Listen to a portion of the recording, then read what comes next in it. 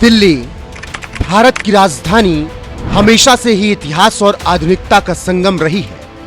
लाल किले की लाल ईंटें भारत की भव्यता की गवाही देती हैं। लेकिन 10 नवंबर 2025 को शाम 6:52 पर यह भव्यता एक भयानक धमाके में बदल गई।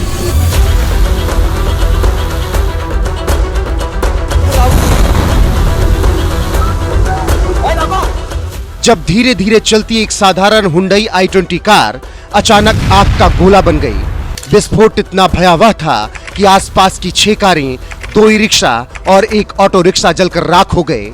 खिड़कियों के शीशे टूट गए, धुआं आसमान छूने लगा और चीख पुकार मच गई। क्यों परेशान कर रहे हो? चिल्ला रहे हो सबको। भैया आप लोग चलो घर पहुंचो, मैं आ रहा हूं। ये कोई दुर्घटना नहीं थी, ये एक प्री प्लान्ड आतंकी हमला था जिसमें 13 निर्दोष लोगों की जान चली गई, 25 से ज्यादा लोग घायल हो गए। घायलों में कुछ लोग जिंदगी और मौत की जंग लड़ रहे हैं।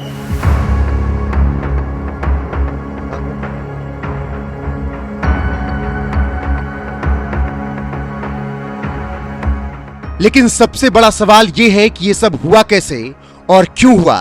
तो इसका एक सीधा सा ही जवाब है, इस्लामिक कट्टरता।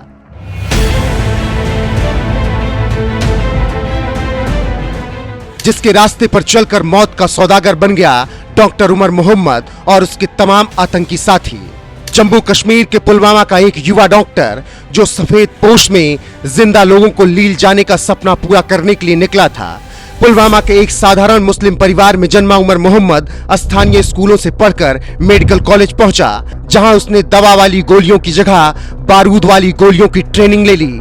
मरीज को खून कैसे दिया जाना है ये ट्रेनिंग न सीखकर यह सीखा कि मासूम लोगों का खून सड़कों पर कैसे बहाना है। यानी एक साधारण परिवार में जन्म लेने के बाद पढ़ाई लिखाई करके डॉक्टर तो बन गया, लेकिन आतंकी बनकर मकसद पूरा करना नहीं भूल सका। इंटेलिजेंस एजेंसियों के अनुसार दिल्ली आतंकी हमले में शामिल ये ग्रुप जैश ए मोहम्मद और अंसार गजवात उल हिंद जैसे संगठनों से जुड़े हैं। फरीदाबाद में मुजम्मिल शकील, आदिल माजिद राथर जैसे आतंकी डॉक्टरों के घरों में हजारों किलो विस्फोटक, राइफल, हैंडगन्स और बम बनाने के सामान मिले। 9 और 10 नवंबर को हरियाणा पुलिस की छापेमारी में यह सब बरामद हुआ। 6 दिसंबर को बाबरी मस्जिद विध्वंस की बरसी पर देश के अलग अलग हिस्सों में 6 सीरियल ब्लास्ट की प्लानिंग थी, लेकिन जब एजेंसियों ने विस्फोटक पकड़ना शुरू किया तो आनन फानन में लाल किला के पास ही धमाका कर दिया गया। 10 नवंबर की दोपहर उमर की कार दिल्ली के बदरपुर बॉर्डर से प्रवेश करती है। सीसीटीवी फुटेज में दिखा वो एक जगह खाना खाने के लिए रुका, फिर आगे आकर एक मस्जिद में कुछ घंटे के लिए ठहरा। दोपहर 3:19 पर रेड फोर्ट मेट्रो स्टेशन पर कार खड़ी हुई। अंदर 2-3 लोग थे, मास्क लगाए। शाम 6:48 पर कार हिली, गेट नंबर 1 के पास ट्रैफिक लाइट पर रुकी और फिर 6:52 पर धमाका हो गया। अमोनियम नाइट्रेट से लदी कार ने आसपास के इलाके को हिला दिया। भयानक कार ब्लास्ट की जांच में पुलिस और फॉरेंसिक टीम ने खुलासा किया कि धमाके में मारा गया शख्स कोई और नहीं बल्कि आतंकी डॉक्टर उमर नबी उर्फ उमर मोहम्मद ही था। जांच एजेंसियों ने जब जले हुए शव का डीएनए टेस्ट उमर के परिवार के सैंपल से करवाया तो वो 100% मेल खा गया। इससे साफ हो गया कि यह हमला उसी ने किया और इस साजिश का मुख्य साजिशकर्ता डॉक्टर उमर मोहम्मद ही था।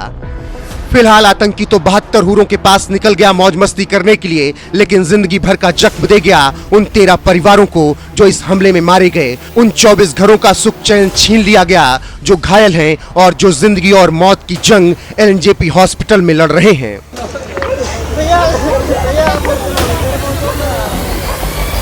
इस धमाके ने न सिर्फ इमारतें हिलाई बल्कि दिल भी तोड़ दिए। लोकनायक हॉस्पिटल के वार्ड्स में चीखें गूंज रही हैं। किसी की टांगे चली गई, किसी का हाथ। कोई अपनी आंखों की रोशनी खो देने के डर से सहमा हुआ है तो कोई अपने कान के पर्दे फट जाने की वजह से परेशान है। कुल मिलाकर इस धमाके ने जिहादियों का मकसद पूरा करके उनके लिए जन्नत के रास्ते जरूर खोल दिए होंगे, लेकिन घायलों के लिए जिंदा नर्क वाली जिंदगी के रास्ते दिखा दिए हैं।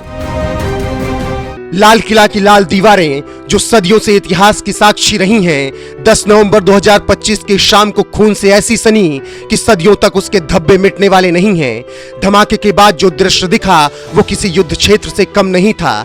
चारों तरफ बिखरे शव, जलती गाड़ियां, हवा में घुली बारूद की तीखी गंध, सिर्फ एक गहरा खालीपन छोड़कर गई हैं, जैसे जीवन का सारा रंग एक पल में छीन लिया गया हो।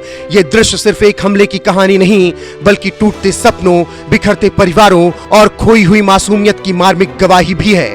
कुछ दिन बाद दिल्ली की सड़कें पहले की तरह चलने लगेंगी, लोग फिर से आश्वस्त हो जाएंगे, लेकिन घाव नहीं भरेंगे।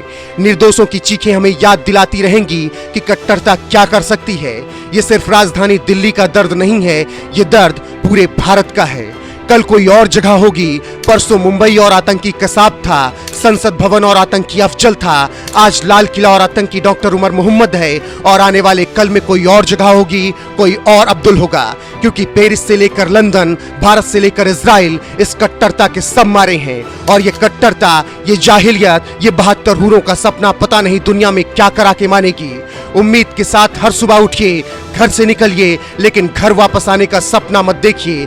पता नहीं कौन मुजम्मिल, कौन आदिल, कौन कसाब अपने मकसद को पूरा करने का ख्वाब बुन रहा हो। दिल्ली सिर्फ सबक है, लेकिन अंत नहीं।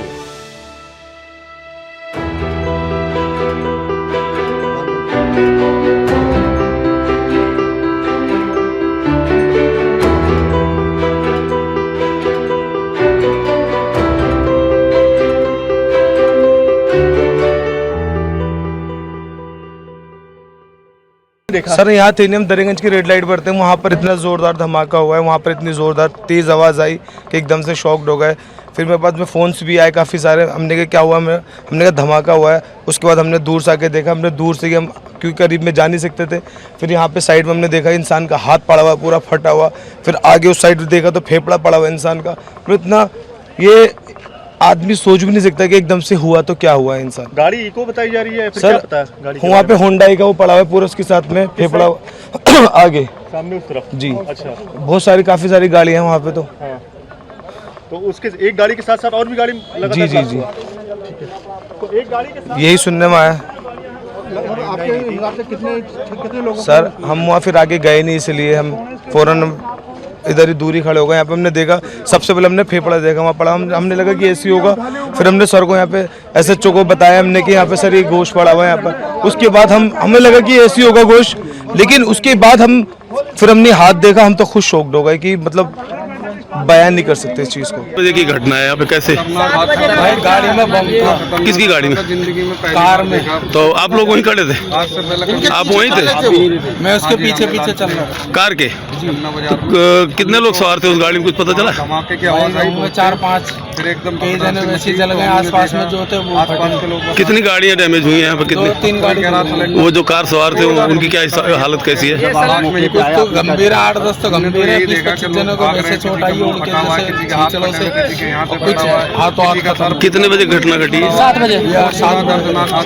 7 फुटे 7 में बम फट गया। 7